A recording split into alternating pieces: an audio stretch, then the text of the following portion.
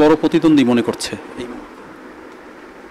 BNP এই মুহূর্তে কাউকেই প্রতিদ্বন্দ্বী মনে করছে না। তবে বিএনপি কিছু দলের কথাবার্তা শুনে একটু অবাক হয়ে যায়, বিস্মিত হয়। যেমন তারা কিছুদিন আগে যে আমরা আন্দোলন করছি, সেটা করছি আমরা তত্ত্বাবধায়ক সরকারের জন্য। এখন যেসব দলরা একসাথেই জেলে ছিলাম, তারা এসে স্থানীয় সরকারের কথা বলে, তখন আমরা বিস্মিত হয়ে যাই যে এইসব আলেম ওলামা এরা তো আসলে ইমানের প্রবলেম রয়েছে।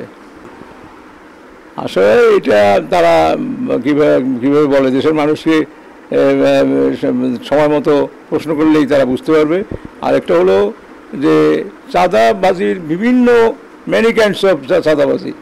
এখন ওই যে আমাদের একজন লোক বলতো আর কি, মোশাররফ সাহেব, যে উকিলে নিলে ফিস হয়, আমরা নিলে চাঁদা হয়।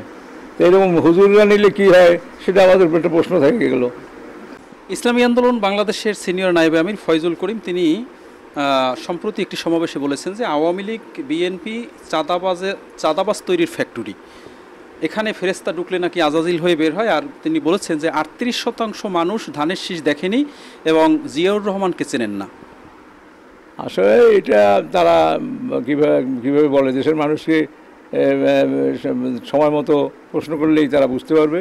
আর একটা হলো যে চাঁদাবাজির বিভিন্ন মেনি কাইন্ডস অফ চাঁদাবাজি।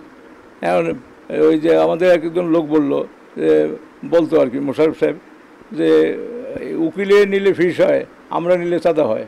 তো এরকম হুজুররা নিলে কী হয়, সেটা আমাদের একটা প্রশ্ন থেকে গেল। আরেকটু ভিন্ন প্রসঙ্গ আছে আপনার বিএনপির নিজেদের দলের মধ্যে অনেক নেতারা বিভিন্ন সময় যে মন্তব্য করেন, সে বিষয়ে সম্প্রতি আপনি জানেন যে উজিরপুরে সম্মেলন হয়েছে। সেই সম্মেলনে শরফুদ্দিন আহমেদ সান্টু, যিনি বিএনপির জাতীয় নির্বাহী কমিটির সদস্য, উনি তার বক্তব্য বলেছেন যে দল চালানোর জন্য বিএনপি চেয়ারপারসন বেগম খালেদা জিয়াকে আমি 10 লাখ টাকা দিয়েছি, ফালুবাই সাক্ষী। তো তার এই ধরনের বক্তব্য এটা রাজনৈতিক শিষ্টাচার বহির্ভূত কিনা? আসলে এটা উনি কীভাবে বলছে এটা আমি জানি না, কিন্তু কোনোদিন কেউ খালেদা জিয়াকে টাকা দিছে, খালেদা জিয়ার টাকা নিচ্ছে, এরকম কথাটা আমি রাজনীতিতে এসে শুনি না।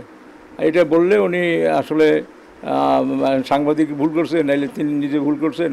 আমার কাছে আসলে কথাটা তো আমি শুনি না, আপনাদের কাছ থেকে শুনলাম। সাংবাদিকরা ভুল করেনি, ওনার সেই ভিডিও আমাদের কাছে আছে এবং সেটা ভাইরাল হয়েছে। এটা বললে উনি নিজের দলের বিরুদ্ধে কথা বলা হলো এবং ভবিষ্যতে এটা অরাজনৈতিক ব্যক্তিদের মতো কথা বলছে। উনি আপনারও সমালোচনা করেছেন। আপনি সদর আসনের বারবার নির্বাচিত এমপি, আর উনি বরিশাল 2 আসনে এমপি নির্বাচন করেছেন, 2বার জিততে পারেননি। তো উনি আপনাকে উদ্দেশ্য করে বলেছেন যে বেশি বাড়াবাড়ি করবেন না, বরিশাল শহরে 50,000 লোক আছে, উজিরপুর বানারীপাড়ার, যদি বেশি বাড়াবাড়ি করেন তাহলে উনি নাকি এখানে আবার নির্বাচন করবেন।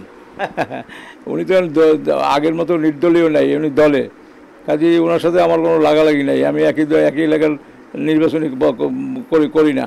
তারপর যদি ওনাকে কেউ নমিনেশন না দেয়, নমিনেশনের বাইরে কি উনি এসে নির্বাচন করতে পারবে? এসব কথাটা অরাজনৈতিক কথা, আর তার সাথে আমার কোনো লাগালাগি নেই।